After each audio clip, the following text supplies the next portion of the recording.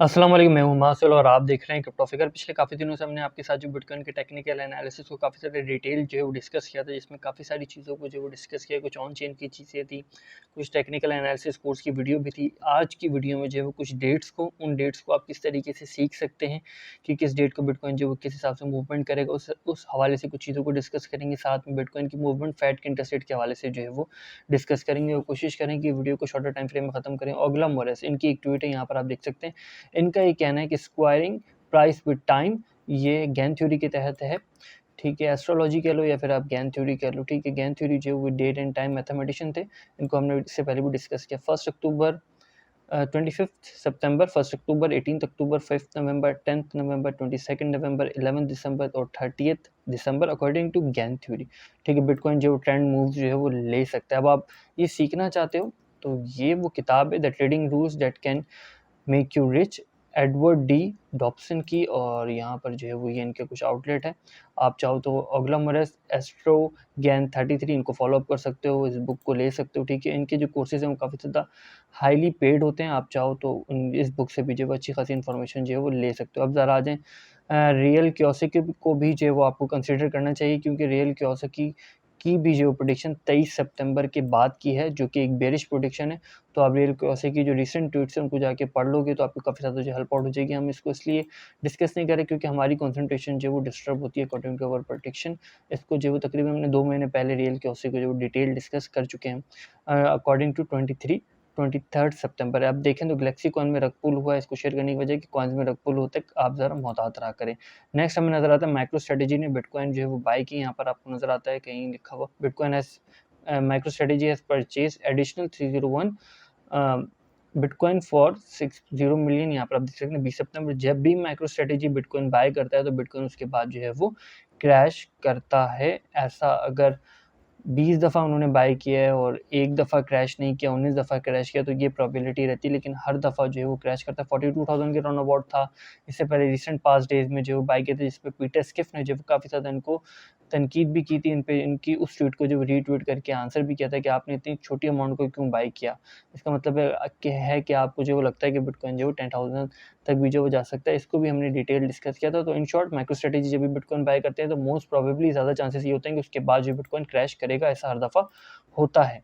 अब 100 में से एक दफ़ा ना हो तो इसको हम इस हवाले से कुछ नहीं कह सकते। नेक्स्ट आप देखें तो एक इम्पॉर्टेंट खबर है और इन्फॉर्मेशन के हवाले से या न्यू एरा जो न्यू टेक्नोलॉजी वगैरह के हवाले से आपको इस हवाले से ज़रूर जो है पता होना चाहिए। तो यहाँ पर देख लें बिटकॉइन वर्सेस क्वांटम कंप्यूटर। अब ये एक कॉन्सेप्ट है, इसको समझ लीजिए। बिटकॉइन की माइनिंग होती है। बिटकॉइन की माइनिंग कुछ इस तरीके से होती है कि हम डिफरेंट माइनिंग मशीन से जो है वो बिटकॉइन की माइनिंग करते हैं। जितने ज़्यादा माइनर्स बढ़ते जाते हैं उतनी ज़्यादा बिटकॉइन की डिफिकल्टी जो है वो बढ़ती जाती है। बिटकॉइन की डिफिकल्टी जितनी ज़्यादा बढ़ती जाएगी उतनी ज़्यादा जो है वो एनर्जी रिक्वायर्ड होगी बिटकॉइन के एल्गोरिथम को सॉल्व करने की, जिस एल्गोरिथम को सॉल्व करने के बाद एक ब्लॉक जो है वो बिटकॉइन के ब्लॉक में जो है एक माइनर जो है वो ब्लॉक को बिटकॉइन के चेन में जो है वो ऐड कर पाता है। अब क्वांटम कंप्यूटर्स आने के बाद जो है वो जो एल्गोरिथम होता है वो जल्दी से फ़ौरन ही जो है वो उसको जो है वो सॉल्व कर लेगा। अब जब वो फ़ौरन ही सॉल्व कर लेगा तो ज़ाहिर-सी बात है कि वो फिर जो है वो बिटकॉइन का जो ओवरऑल सिस्टम है उसको जो है वो ईज़िली कैप्चर किया जा सकता है। और डिफरेंट क्रिप्टोग्राफ़ी जो बेस करती है प्रूफ ऑफ वर्क के ऊपर, वो काफ़ी ज़्यादा जो है वो थ्रेट हो सकती है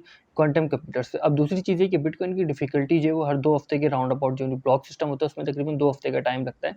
2 हफ़्ते के बाद जो है वो दोबारा से एडजस्ट होती है। अगर माइनर्स कम हो जाएँगे, ठीक है, तो डिफ़िकल्टी कम हो जाएगी, माइनर्स बढ़ जाएँगे तो डिफ़िकल्टी बढ़ जाती है, ठीक है। क्वांटम कंप्यूटर्स आने के बाद ज़ाहिर-सी बात है डिफ़िकल्टी जो 2 हफ़्ते बाद जो एडजस्ट करेगी, तो क्वांटम कंप्यूटर्स का जो इम्पैक्ट बिटकॉइन में आएगा, उसके बाद जो है वो 2 हफ़्ते के बाद जो वो ये डिफ़िकल्टी एडजस्ट करके बिटकॉइन जो है क्वांटम कंप्यूटर के हिसाब से अपने आप को एडजस्ट कर लेगी, लेकिन फिर नॉर्मल माइनिंग मशीन जो है किसी काम की नहीं रहेंगी।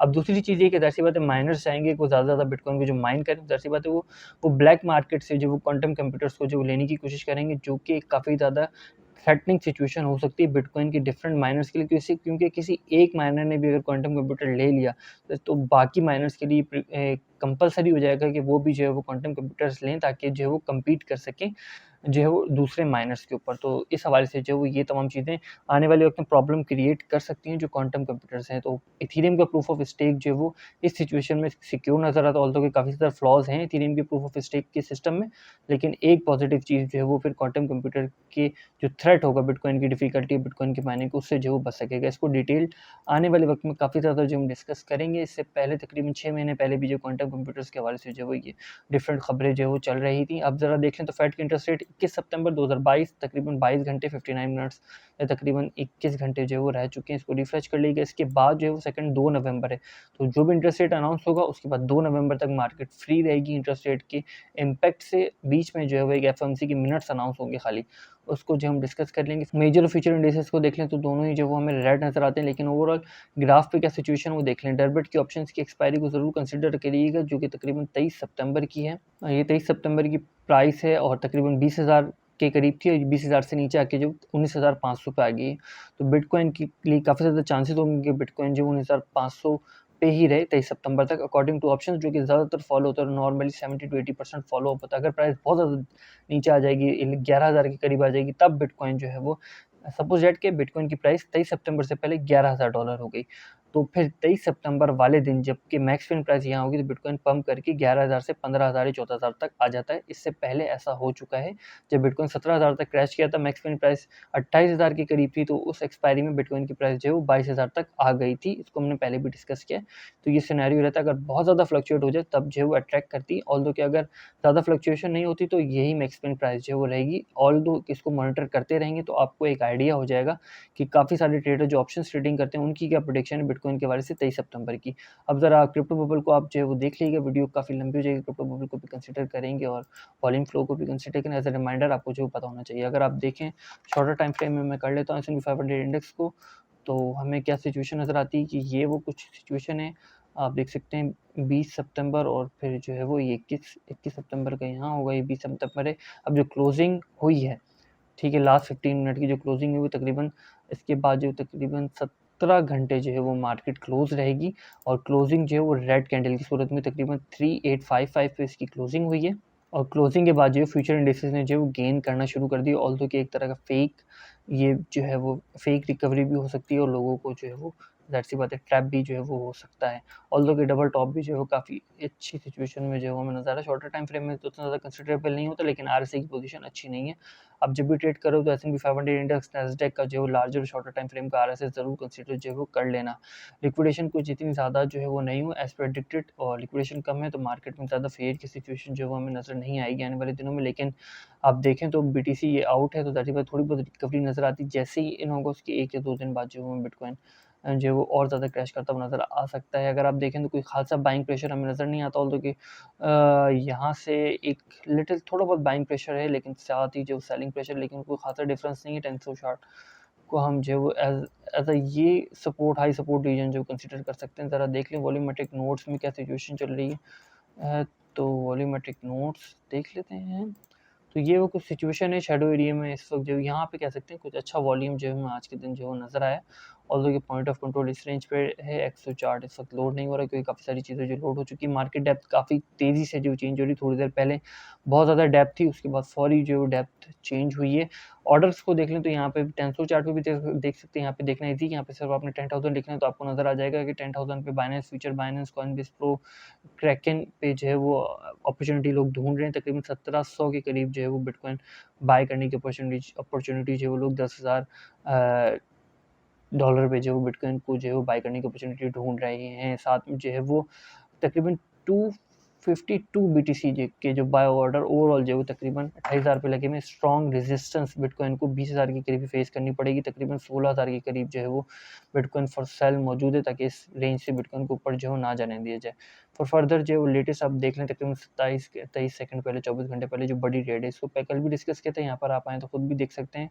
और डेप्थ देखें तो सेलिंग प्रेशर हमें ज़्यादा नज़र आता है with respect to the delta. इसको हमने डिस्कस किया था, यहाँ से थोड़ी बहुत रिकवरी नज़र आ सकती है, जो कि ये वो रीजन था। 300 मूविंग एवरेज को देख सकते हैं कि यहाँ से जो है वो 300 मूविंग एवरेज को टच किया है, ऑल्दो कि पूरा ही तकरीबन कंसीडर कर सकते हैं। तकरीबन 17,000 593 पे जो है वो 300 मूविंग एवरेज चल रहा है, और ऑल्दो के ये टच जो है वो तकरीबन 18,209 को टच करके दोबारा से रिकवरी ली है। 300 मूविंग को अगर ये मूविंग एवरेज को क्रॉस कर जाता है, ब्रेक कर जाता है, तब ये फिर S&P 500 इंडेक्स के साथ हाईली कोरिलेटेड होके चलेगा। तो ये वो पूरा रीजन है, जब तक ये इस रीजन में रहता है आप डॉलर कॉस्ट एवरेज के तहत बाय कर सकते हो। इस रीजन को ब्रेक करता है वहाँ पे भी बाय कर सकते हो, और ज़्यादा टाइम तक ये इस रीजन के नीचे नहीं रहता, और अगर रहता भी है तो ये लास्ट सपोर्टिंग रीजन कहलाता है। यहाँ पे काफ़ी सारे नीचे भी जाएगा, तो विक के साथ जो दोबारा इन्हीं दोनों रेंज के बीच में जो हमें नज़र आएगा, और इंशाल्लाह जो है वो जल्द ही जो है वो आपको कुछ महीनों में खबर मिलेगी कि बिटकॉइन जो है वो 200 मूविंग एवरेज को स्ट्रॉन्ग सपोर्ट बना के जो है वो ट्रैवल आउट कर रहा है। इन द लास्ट मैं आपके साथ जो है वो शॉर्टर रिव्यू देता चलूँ। ये वो कुछ डेट्स हैं, इनको ध्यान में रखिएगा। ये गैन थ्योरी के तहत है, इनमें जो वो ट्रेंड आपको जो चेंज होता मिल सकता है। अगर आपको ये तमाम चीज़ें सीखनी है कि डेट्स कैसे हैं, स्क्वायर टाइम प्राइस क्या होता है, किस टाइम पे बिटकॉइन कौन सी मूव लेगा with respect to the time, with respect to the past history, volumetric notes वगैरह के हिसाब से, तो the trading rules that can make you rich, Edward D Dobbins की ये बुक है। कुछ इस तरह की जो है वो ये बुक नज़र आती है। आप जाके देख लें, इनके यूट्यूब चैनल भी जाके देख सकते हैं। साथ में जो है वो अगला मोरेस का ट्विटर अकाउंट फॉलो कर लें। इनकी वेबसाइट पे जाके different courses free of cost भी मौजूद हैं, और कुछ पेड भी मौजूद हैं। आपकी अच्छी खासी हेल्प हो जाएगी। फिल वक्त तक के लिए इतना ही। इस फ़कीर को अपनी दुआओं में याद रखिएगा। खुदा हाफ़िज़ व नासिर फ़ी अमान अल्लाह।